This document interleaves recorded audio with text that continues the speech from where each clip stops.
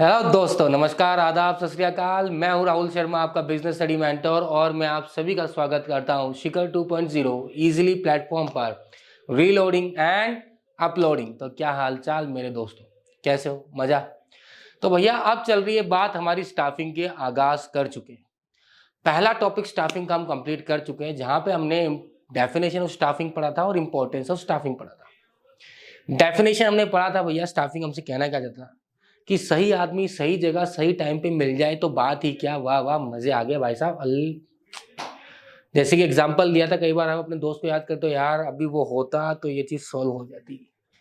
तो वैसे ही किसी ऑर्गेनाइजेशन के लिए कितनी ही अच्छी प्लानिंग कर लो, कितना ही ज्यादा आपके पास रिसोर्सेज हो, कोई फर्क नहीं पड़ता अगर आपके ह्यूमन रिसोर्सेज अच्छे नहीं है।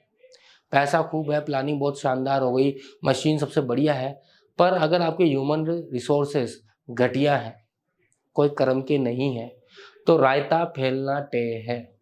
रायता फैलेगा ही फैलेगा, और ऐसा फैलेगा समेटना मुश्किल हो जाएगा। तो आज हम बात करेंगे स्टाफिंग के नेक्स्ट टॉपिक को लेकर। किसकी बात करेंगे बेटा? स्टाफिंग के नेक्स्ट टॉपिक को लेकर बात करेंगे। Elements of staffing, process of staffing, क्या बात करनी है, चलिए बात कर लेते हैं। स्टाफिंग हमसे कहना क्या चाहता है? स्टाफिंग हमसे कहना चाहता है भैया कंपोनेंट्स ऑफ स्टाफिंग क्या है। और यहां पे जैसे बात देख रहे हो, हाथ हिल रहे हैं, we are hiring, we are hiring. आज के जमाने में सबसे बड़ी प्रॉब्लम यह है, रिसेशन आता है, लोग निकाल देते हैं लात मार के, क्योंकि उनको लगता है कंपनी वालों को, भैया अब ये खर्चा हम नहीं झेल पाएंगे, अब हमें क्या करना पड़ेगा, कुछ लोगों को कम करना पड़ेगा।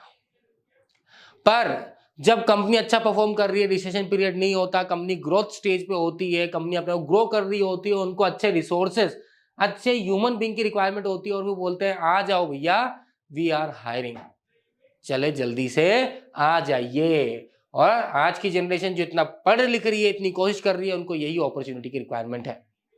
भाई वो अपने आप को साबित कर सकते हैं, पर साबित कब करेंगे? जब उनको अपॉर्चुनिटी मिलेगी। चलिए जी, तो अब तीन आपको यहां पे देखने को मिल रहे हैं भैया। ये क्या है सर? एक जिफ ये है, एक हमारे मिस्टर बीन साहब आपको देखने को मिल रहे हैं, और यहाँ पे हमारे कुछ अलग प्रोग्राम चल रहा है, क्लासें चल रही है। तो कंपोनेंट्स ऑफ स्टाफिंग की अगर बात करो तो वी आर हायरिंग का मतलब यहां पे सबसे पहला हो गया रिक्रूटमेंट।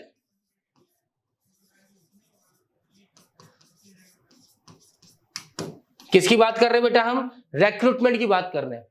और रिक्रूटमेंट कब होगा? जब हम मैन पावर प्लानिंग करेंगे। मैन पावर प्लानिंग अपने आप में क्या कहना चाहता है भैया? जब कंपनी अपने स्टार्ट करती है या कंपनी जब चल रही है, तो हम पहले देखते हैं कि काम कितना है। भाई पहले तो होगा डिवीजन ऑफ वर्क, काम को तोड़ोगे नहीं तोड़ोगे, ऑर्गेनाइजिंग पढ़ा था नहीं पढ़ा था? पढ़ा था। फिर उसके बाद आप देखो, इतने काम को करने के लिए कितने लोग चाहिए हमें? हमें चाहिए 10 लोग, 20 लोग, 30, 40, 50, कितने चाहिए? अब आपने पता लगा लिया भैया हमें चाहिए 50 लोग। कितने चाहिए? 50। फिर आपने देखे हमारे एक्चुअली वर्क कितने कर रहे हैं, काम कितने कर रहे हैं, अगर रनिंग कंपनी है तो। और अगर मान लो रनिंग कंपनी नहीं है, फर्स्ट टाइम स्टार्ट किया, तो सीधा रिक्रूटमेंट चालू कर दोगे। 50 लोग आपको लेने हैं, 50 लोग हायरिंग करनी है। कैसे कैसे वो रिक्रूटमेंट का पार्ट है, वो हम पढ़ेंगे आगे। 50 लोग लेने। अब आपने देखा अगर चलती हुई कंपनी है, तो एक्चुअली हमारी कंपनी में अभी लोग कितने हैं? 40 ही हैं। मतलब कितने लोग कम है? अंडर स्टाफ कितने से है? 10 से। और जब 10 अंडर स्टाफ है, तो मतलब किसी और जनों के ऊपर क्या हो रहा होगा? एक्स्ट्रा बर्डन आ रहा होगा काम का, उनके ऊपर ज्यादा बोझ आ रहा होगा, वो एक से ज्यादा काम कर रहे होंगे। जब एक आदमी एक टाइम पे एक से ज्यादा काम करता है, तो एफिशिएंसी क्या होती है? डिक्रीज। एफिशिएंसी क्या होती है? जैसे गिर जाते हैं ना, ऐसे नीचे चल के, ऐसे ऐसे ऐसे ऐसे, ज्यादा नीचे नहीं जा पा रहा, इतना ही। एफिशिएंसी क्या होती है? डिक्रीज होती है। क्लियर है? तो ये हो गया रिक्रूटमेंट। फिर जब रिक्रूटमेंट हो गया बोलेंगे, मतलब हम क्या कर रहे हैं? हायरिंग कर रहे हैं। कंपनी ने अपने एडवर्टाइजमेंट कर दिया, आओ भाई आओ, हम लोगों को जो अच्छे एम्प्लॉयज हैं, जिनके पास ये क्वालिफिकेशन है, इतने साल का एक्सपीरियंस है, उनको हम क्या करेंगे? हायर करेंगे। अब लोग क्या करेंगे? एप्लीकेशन लगाएंगे, धमाधम धमाधम धमाधम। जैसे सरकारी नौकरी में देखते हो ना, ऐसे लोग टूट के जाते हैं ट्रेन के ऊपर चढ़ चढ़ के, और भैया निकली है 100 पोस्ट, 200 पोस्ट, 1000 पोस्ट, और लोग एग्जाम की तो 10-10 लाख, 16-16 लाख बच्चे एग्जाम दे रहे हैं। 1000 वैकेंसी है और 16 लाख बच्चे एग्जाम दे रहे हैं। ठीक है? तो यहां पे भी आती है एप्लीकेशन की भरमार। अब क्या कर रहे हैं मिस्टर बीन साहब, इतना सब जो पढ़ा है उसमें से क्या कर रहे हैं, सेलेक्ट कर रहे हैं। मीन्स क्या होगा बेटा, ये सिलेक्शन। सिलेक्शन के अलग अलग क्राइटेरिया होते हैं, पढ़ेंगे इनको डिटेल में बाद में कि कौन भाई, जब इतनी सारी एप्लीकेशन आई इसमें सबसे बेस्ट कौन सा है वो निकालोगे ना। हर किसी को जो एप्लीकेशन है सबको थोड़ी ले लोगे तो नुकसान हो कंपनी का। तो यहां करोगे आप सिलेक्शन, और फिर यहां होता है आपका सिलेक्शन हो गया तो अब होगा ट्रेनिंग, ओरिएंटेशन, डेवलपमेंट, यहां पे सब होगा। ये तीसरा कंपोनेंट हो गया। तो पहला कंपोनेंट आपका रिक्रूटमेंट हो गया, दूसरा सिलेक्शन हो गया, तीसरा training and development, introduction, orientation, ये सब इसके अंदर आ जाएगा। सिलेक्शन का पार्ट है इंट्रोडक्शन, ओरिएंटेशन, प्रॉपर ट्रेनिंग। यहाँ पे भाई ट्रेनिंग जरूरी है। जिस चीज के लिए आपने हायर किया, आपकी कंपनी उस काम को कैसे करती है, आपका प्रोसेस क्या होता है, कंपनी का वर्क करने का स्टाइल कैसा है, उन चीजों को जानना जरूरी है। तो जब सामने वाले बंदे को आप बताओगे ही नहीं कि भैया कंपनी काम कैसे करती है, तो वो करेगा, गलत हो जाएगा, फिर आप चिल्लाओगे ये थोड़ी तरीका है काम करने का, ठीक है। तो फिर आपको क्या करना पड़ेगा, ट्रेनिंग देनी पड़ेगी।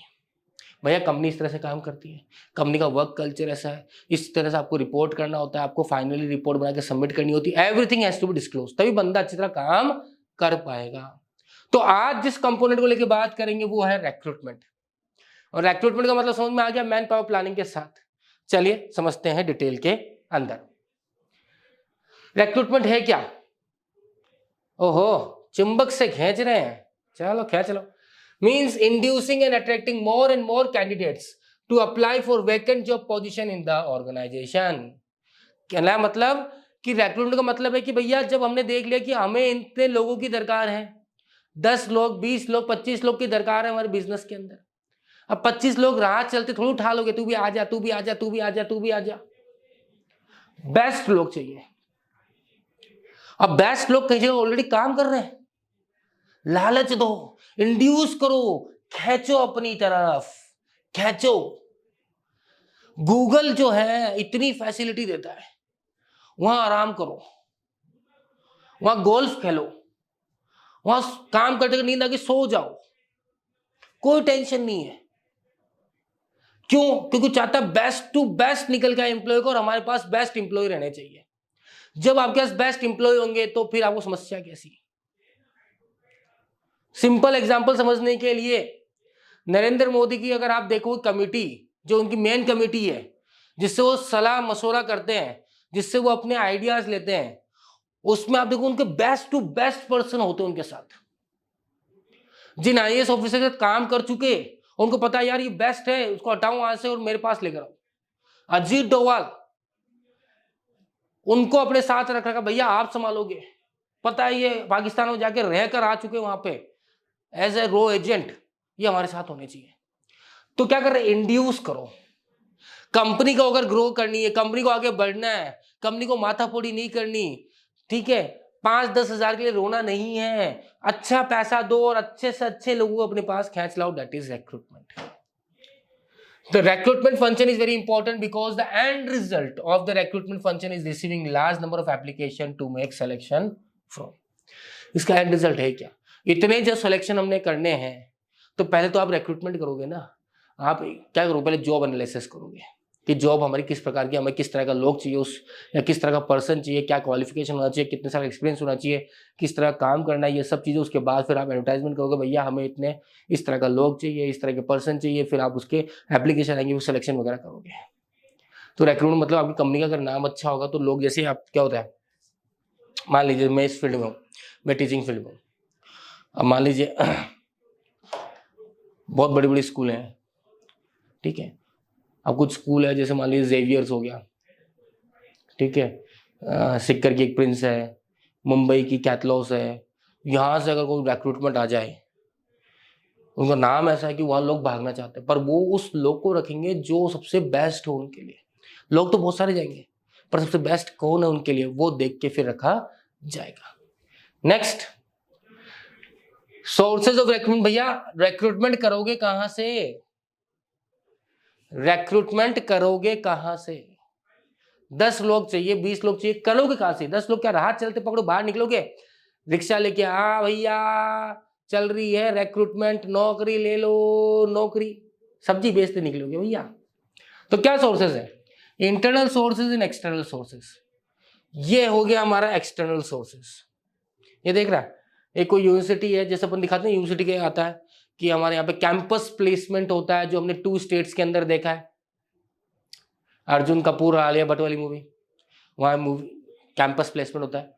ये एक्सटर्नल सोर्स का एक छोटा सा एग्जाम्पल है, डिटेल में पढ़ेंगे पर छोटा सा एग्जाम्पल। इंटरनल सोर्स, एक मूवी है साउथ की, ये रवि किशन जी हीरो है, ठीक है, पर गॉट प्रमोशन खुश कैसे होते हैं? इंटरनली क्या हो गया इनका? रिक्रूटमेंट, प्रमोशन हो गया। पहले नीचे काम अच्छा काम करते हैं, कंपनी को लगा अच्छा है मैनेजर बन सकता है, प्रमोशन दे दिया, पागल हो गए, ग्राहक खुश हो गए, भाई प्रमोशन मिल गया मेरे को, प्रमोशन। तो वो इंटरनल सोर्स ऑफ रिक्रूटमेंट। तो ये हो गया हमारा एक्सटर्नल, जब कंपनी के बाहर से हम क्या करते हैं? लोगों को हायर करते हैं। और ये हो गया हमारा इंटरनल, जब हम कंपनी के अंदर ही क्या कर लेते हैं? हायरिंग या उनको अपग्रेड कर देते हैं। क्लियर है? आगे क्वेश्चन में नेक्स्ट। अब एडवांटेज क्या है इंटरनल सोर्स ऑफ रिक्रूटमेंट? देखिए इंटरनल सोर्स ऑफ रिक्रूटमेंट होता क्या, पहले ये समझ लेते हैं। इंटरनल सोर्स ऑफ रिक्रूटमेंट का मतलब है कि जब हम recruitment with in the company करते हैं, अब 2 ही तरह से होता है, या तो आप ट्रांसफर कर लो,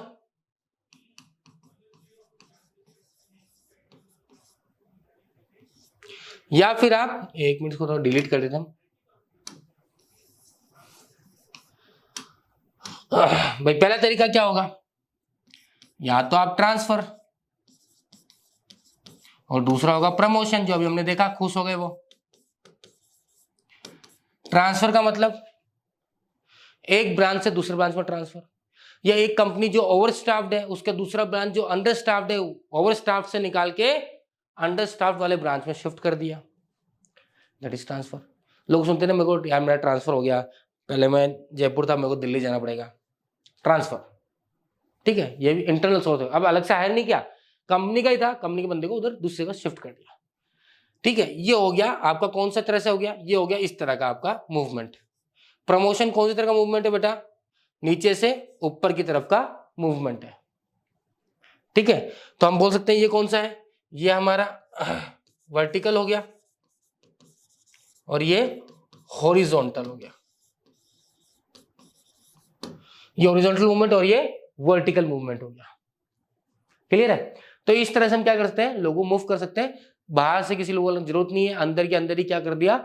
मूवमेंट कर दिया, अंदर के अंदर ही हमने क्या कर दिया? जो जरूरत थी उसको, जो वैकेंसी थी उसको फिलअप कर दिया। तो फायदा क्या हुआ? फायदा ये हुआ इकोनॉमिकल है, ज्यादा खर्चा नहीं लगेगा, ज्यादा एक्सपेंस नहीं होंगे, सस्ते में काम हो जाएगा, क्योंकि अंदर के अंदर है, कोई सिलेक्शन करने की जरूरत नहीं है, ठीक है, अलग से कोई एडवर्टाइजमेंट करने की जरूरत नहीं पड़ती। Motivate the existing employ, motivate होता है ना, अगर उसका प्रमोशन हुआ तो ऑब्वियसली एक चेन ऑफ प्रमोशन चलेगा। फिर जो पहले मान लीजिए जो मैनेजर था वो सीनियर मैनेजर बन गया, तो जो मैनेजर खाली हो गया तो उसे जूनियर मैनेजर वाला मैनेजर बन जाएगा तो ये प्रमोशन का एक चेन चलेगा। तो जब एक किसी एक की प्रमोशन होगी तो सबकी प्रमोशन होगी, और सबको एक मौका मिलेगा अपने आप को शोकास्ट करने का, अच्छा करोगे तो आपको भी प्रमोशन मिल जाएगा। तो कहीं ना कहीं मोटिवेट करता है एम्प्लॉइज को। Less amount is spent on training, training के लिए ज्यादा पैसा खर्च करने की जरूरत नहीं है। क्यों नहीं है? क्योंकि एम्प्लॉइज ऑलरेडी कंपनी में काम कर रहे हैं जब एम्प्लॉइज ऑलरेडी कंपनी में काम कर रहे हैं तो उनको वापस से वर्क कल्चर सिखाने की जरूरत नहीं है। कंपनी कैसे काम करती है, कंपनी का वर्क कल्चर क्या है, एटीट्यूड क्या है, कंपनी का ऑर्गेनाइजेशन जो एनवायरनमेंट है वो कैसा है, सब कुछ पता है। नया बंदा जब आता है तो उसको क्या होता है, एक टाइम लगता है कंपनी के माहौल में ढलने का। अगर वो नहीं ढल पाता तो फिर क्या करता है, वो जल्दी छोड़ के चलता है कंपनी को। पर ये ऑलरेडी अगले इतने सालों से काम कर रहा है, तो फिर जो बंदा आएगा तो उसको पता है भाई कंपनी कैसे काम करती है, ट्रांसफर ही तो हुआ है, वर्क कल्चर तो पता ही है, तो इजीली क्या होता है, आराम से अपना काम अगले दिन से संभालना चालू कर देगा। लेस चांस ऑफ टर्नओवर, जिसमें होता है कि नए बंदे आएंगे तो उनको कंपनी के माहौल में एडजस्ट होने में टाइम लगेगा, कंपनी के रूल्स एंड रेगुलेशन समझने में टाइम लगेगा। अब कंपनी को समझ में नहीं आता रूल्स एंड रेगुलेशन, या कंपनी के रूल्स एंड रेगुलेशन लगता है या बेवकूफ़पंती है, फालतू के नाटक है, तो फिर वो छोड़ के चला जाएगा, बोले चलो हम तो चल दिए साथियों, ये ऑफिस तुम्हारा, तुम रखो अपने सवाल, हम तो चल दिए, है ना। तो एक फायदा ये है कि भैया क्योंकि नया बंदा आएगा उसको ट्रेन भी करोगे, पर अगर उसको जमा नहीं माहौल तो वो चला भी जाएगा, फिर दूसरे को हायर करोगे, फिर उसको ट्रेन करोगे, ट्रेन करने में टाइम भी तो लगता है, ऐसे आते ही तो नहीं कि भाई चल लग जा काम पे, वो चीज तो होनी चाहिए, ठीक है। Surplus employees can be shifted to the other department, जो मैंने आपको बताया था, ट्रांसफर कर दोगे। तो मान लीजिए एक डिपार्टमेंट में ज्यादा एम्प्लॉय, एक ब्रांच में ज्यादा ही, जहाँ पे रिक्वायरमेंट थी मान लीजिए 10 लोगों की, वहाँ पे 15 लोग काम कर रहे हैं। एक डिपार्टमेंट है जहाँ 10 की रिक्वायरमेंट है, 5 ही है, तो क्या करोगे, 5 को यहाँ ट्रांसफर कर दोगे, तो यहाँ 10 हो जाएगा, 5 यहाँ कम हो जाएंगे, तो ये भी 10 हो जाएगा। ऑटोमेटिकली कहीं से अलग से कोई रिक्रूटमेंट करने की जरूरत नहीं है, सिर्फ मूवमेंट ट्रांसफर कर दिया। क्लियर है क्या? आगे बात समझ में? कोई चीज ऊपर से निकली अंदर घुस गई, सारी घुस गई अंदर दिमाग में? चलो जी आगे नेक्स्ट। अब वो वाली बात है भैया, जब फायदे हैं तो नुकसान भी होंगे ही होंगे, बिना नुकसान की कोई चीज तो आज तक होती ही नहीं है। Pros and cons are the part of life also. तो drawback of internal source of recruitment क्या बोलता है? नो फ्रेश और न्यू आइडिया, क्योंकि फ्रेश टैलेंट ही नहीं आ रहा ना। अब जो इतने साल से काम कर रहा है, ठीक है, वो उसी लेवल पे काम करेगा, कोई अलग सोच तो लेकर आएगा नहीं, कोई अलग आइडिया एकदम से ड्रापचिक दिमाग के अंदर आइडिया लेके आए, वीडियो तो ऐसा होने वाला है नहीं। पुराने आइडिया के साथ, पुराने ख्यालों के साथ चल रहा है, तो वो कुछ नया एनर्जेटिक अंदर लेकर आएगा नहीं, तो फ्रेश टैलेंट नहीं आने वाला। लिमिटेड चॉइस है आपके पास भाई, जो अंदर काम कर रहे हैं उसमें हम देखा यार ये 2 बंदे ही हैं जो ढंग से काम कर रहे हैं, बाकी तो सब टाइम पास ही कर रहे हैं, अपनी सैलरी के लिए आते हैं। तो आपको ज्यादा वाइडर चॉइस देखने को नहीं मिलेगी। Fresh talent, young blood, energetic, enthusiastic, new ideas के साथ वाला चीजें आपको नहीं मिलती। Not suitable for new organisation, obviously भाई जो ऑर्गेनाइजेशन रन कर रही है उन्हीं के तो लोगों को ट्रांसफर करोगे ना, जिसमें ऑलरेडी लोग काम कर रहे हैं। अब पहली बार ही अब स्टार्ट ही कर रहे हो ऑर्गेनाइजेशन, तो इसमें लोग तो काम ही नहीं कर रहे, तो इंटरनल उनके लिए अवेलेबल ही नहीं है, उनको एक्सटर्नल सोर्स की तरफ ही जाना पड़ेगा। फ्रीक्वेंट ट्रांसफर में रिड्यूस द प्रोडक्टिविटी। आज जयपुर हो, 2 महीने बाद दिल्ली ट्रांसफर कर दिया, फिर आपको कोलकाता ट्रांसफर कर दिया, फिर आपको गुवाहाटी ट्रांसफर कर दिया, फिर आपको कश्मीर में ट्रांसफर कर दिया, फिर आपको गंगानगर ट्रांसफर कर दिया, फिर आपको गुजरात ट्रांसफर कर दिया। पता लगा पिछले 4 सालों में आप कम से कम 10 जगह घूम लिए। और सर आप संभाल सकते हो, वहां जगह संभालिए, और वहां संभालिए, वहां संभालिए, वहां संभालिए। बोले पागल है कि पगला गए हो, दिमाग फ्राई हो जाएगा, पागल जैसी बातें कर रहे हो। कितना आदमी सर्वाइव करेगा, वो परेशान हो जाएगा, वो एकदम उठा के कंप्यूटर सर्वर फोड़ देगा, भाग रख ले तेरी नौकरी तेरे पास, क्योंकि वो क्या हो जाएगा, फ्रस्ट्रेट हो जाएगा, उसकी प्रोडक्टिविटी डिक्रीज हो जाएगी, फिर वो रोज ट्रांसफर ट्रांसफर ट्रांसफर से वो परेशान होने लग जाएगा, है ना। जैसे मूवीज में दिखाते हैं हीरो को ट्रांसफर मिलता है, दूसरे कहता है वहां पे जाके जोश, ऐसा कुछ नहीं है, एक टाइम बाद आदमी परेशान होना चालू हो जाता है। वो मूवी है, movie is not a real scenario. Surplus employ can be shifted to the other department. ये पीछे वाला रिपीट हो गया, हटा दीजिए से, कोई रिक्वायरमेंट नहीं है। तो ये आपके 1 2 3 और 4 आपके क्या हो गए बेटा, यहाँ पे ड्रॉबैक्स हो गए। Is it clear? आगे बात समझ में फिट हो गया? चलिए जी, तो ये तो बात हो गई इंटरनल सोर्स ऑफ रिक्रूटमेंट की। तो इंटरनल सोर्स मैं आपको समझा ही चुका हूँ, एक तो होता है ट्रांसफर मेथड और दूसरा होता है हमारा प्रमोशन। कोई टेंशन की बात है ही नहीं। तो जैसे कि अब आपको ये चीज समझ में आ चुकी है कि भैया इंटरनल सोर्स ऑफ कैसे हो सकता है हमारा, एक ट्रांसफर के थ्रू हो सकता है और एक प्रमोशन के थ्रू हो सकता है। ट्रांसफर मैंने आपको समझा दिया है भैया ऐसे, प्रमोशन ऐसे, दोनों में फायदा है, नुकसान की कोई रिक्वायरमेंट है जो 4 नुकसान मैंने पढ़ लिया। पर अभी डिटेल में बात नहीं करी है, अभी टाइम है डिटेल में बात करने का। कैसे? क्योंकि अभी तो सिर्फ ब्रीफ दिया मैंने आपको।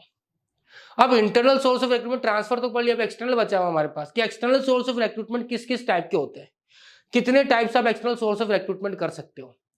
जिसमें हम बात करें कैंपस को लेकर, कैजुअल कॉलर्स को लेकर, ठीक है, और भी तरीके, कॉन्ट्रैक्टर को लेकर, ये अपने तरीके होते हैं जहां से आप क्या कर सकते हो। जो अपन पढ़ते हैं जो naukri.com हो गया, गवर्नमेंट के खुद के वो होते हैं जहां पे आप जाके लोगों को हायर कर सकते हो। तो ये एक्सटर्नल सोर्स ऑफ रिक्रूटमेंट पढ़ना हमारा बाकी है। अगर आपको यहां तक बात समझ में आ गई तो फिर आपको ये भी समझ में आ जाएगा। दैट मीन्स ये कौन सी मूवी का है बता सकते हो? स्पेशल 26, जहां पे वो बोलता है समझ में आ गया, अगड़ा डिसमिस। तो चलिए भाई, फिर मिलते हैं हम अगली क्लास में नए टॉपिक के साथ। Till then take care and bye bye.